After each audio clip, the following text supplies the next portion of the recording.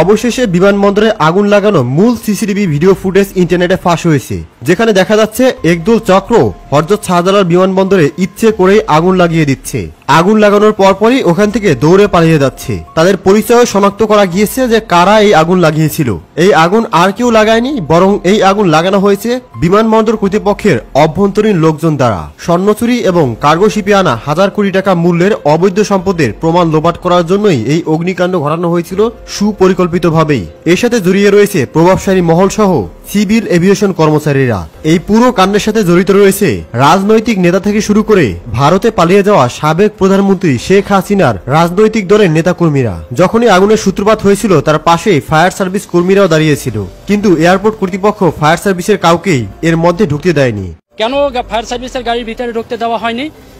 যদি ফায়ার সার্ভিসের গাড়ি ঢুকতে দেওয়া হতো, আগুন কিন্তু মিনিটের মধ্যে আসে নাই, মিনিটের মধ্যে লাগে না, আস্তে আস্তে লাগছে। কোনো কারেন্টের লাইন নেই, এখানে কেন জ্বলবে? আর দ্বিতীয় কথা, আপনার ফায়ার সার্ভিস আসছিল, ফায়ার সার্ভিসে ঢুকতে দেওয়া হয়নি ভিতরে। আশেপাশের মানুষের সাক্ষ্য থেকে স্পষ্টভাবে প্রমাণ হয়ে গিয়েছে যে বিমান কর্তৃপক্ষের গাফিলতির কারণেই এই আগুন ধীরে ধীরে আরো বড় আকারে ছড়িয়ে পড়েছিল। পৃথিবীর প্রত্যেকটি বিমানবন্দরেই আগুন নিরাপক ব্যবস্থা থাকে অত্যন্ত আধুনিক, যা আগুন লাগার সাথে সাথে সেই আগুনকে মুহূর্তের মধ্যেই নিভিয়ে দিতে সক্ষম।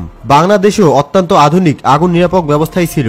বিমানবন্দরের মধ্যেই তাদের নিজস্ব কিছু আগুন নিরাপক কর্মচারীও ছিল, যারা ইমার্জেন্সি মুহূর্তে আগুন নিভানোর কাজে ব্যস্ত থাকত। কিন্তু শাহজালাল আন্তর্জাতিক বিমানবন্দরে যখন আগুন লাগানো হয়, তখন বিমানবন্দরের অভ্যন্তরীণ কর্মচারীরা এই আগুন দেখেও যেন না দেখার ভান করে এড়িয়ে গিয়েছিল। তবে আগুন লাগার ঠিক সেই সময় বিমানবন্দরের পাশে একটি ফায়ার সার্ভিসের গাড়ি দাঁড়িয়েছিল। তারা অন্য একটি অপারেশনের জন্য রওনা দিয়েছিল, কিন্তু হঠাৎ করে বিমানবন্দরের মতো এত স্পর্শকাতর জায়গায় আগুন লাগতে দেখে তারা থেমে যায় এবং তারা সেই আগুন নেভানোর জন্য ঢোকার চেষ্টা করে। তবে অবাক করার বিষয় হলো, বিমানবন্দর কর্তৃপক্ষ থেকে জানানো হয় যে তাদেরকে বিনা অনুমতিতে এই বিমানবন্দরের ভিতরে ঢুকতে দেওয়া হবে না। সিকিউরিটি রেজন দেখিয়ে তাদেরকে ঢুকতে বাধা প্রদান করা হয়। যেখানে আগুন লেগে সবকিছু পুড়ে যাচ্ছে, সেখানে ফায়ার সার্ভিসকে কেন সিকিউরিটি রেজন দিয়ে ঢুকতে দেওয়া হবে না? এটাই জনতার সব থেকে বড় প্রশ্ন। স্থানীয় লোকজন বলছে, যদি ফায়ার সার্ভিস কর্তৃপক্ষ সেখানে ঢুকতে পারত, তাহলে এই আগুন কয়েক মিনিটের মধ্যেই নিভিয়ে ফেলা সম্ভব হতো, কিন্তু তাদেরকে সেটা করতে দেওয়া হয়নি। অনুসন্ধান করে জানতে পারা যায় যে এই আগুন ইচ্ছাকৃতভাবেই লাগিয়েছে বিমানবন্দরের অভ্যন্তরীণ প্রভাবশালী কর্মকর্তারা। এর সাথে জড়িয়ে আছে হাজার কোটি টাকার অর্থ সম্পদের বিশাল আকারের লেনদেন। 2023 সালে 62 কেজি স্বর্ণ চুরি করা হয়েছিল এয়ারপোর্ট থেকে, এবং তৎকালীন স্বৈরাচার শেখ হাসিনা সরকারের উচ্চ পদস্থ কর্মচারীরা এই চুরির সাথে সরাসরি জড়িত ছিল। তৎকালীন এমপি মন্ত্রীরাও সেই স্বর্ণ চুরির সাথে জড়িত ছিল, যে কারণে তাদের কোনো বিচার করা হয়নি। কিন্তু শেখ হাসিনার পতনের পর ইউনূস সরকার গঠন হওয়ার পর বর্তমানে তাদের সেই কেস নিয়ে পুনরায় তদন্ত করা শুরু হয়েছিল। সিআইডি এই কেসের ফাইল নতুন করে তদন্তের জন্যই সমস্ত প্রমাণ জোগাড় করা শুরু করেছিল। এই তথ্য জানতে পেরেই সেই এয়ারপোর্টের মধ্যে থাকা চক্র সমস্ত প্রমাণকে লোপাট করার জন্যই আবার নতুন করে আগুন লাগিয়ে এই নাশকতার অভিনয় করে।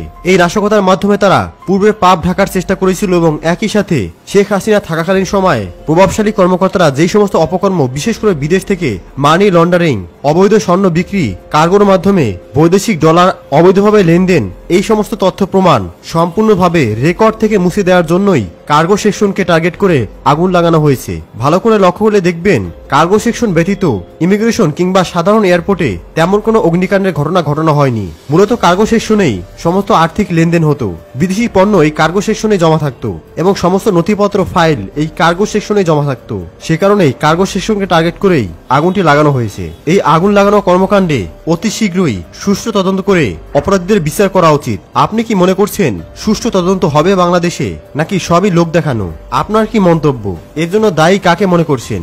আপনাদের মতামত কমেন্টসে লিখে জানাবেন। পরবর্তী আপডেট সবার আগে দেখার জন্য চ্যানেলটিকে সাবস্ক্রাইব করে রাখুন। ধন্যবাদ।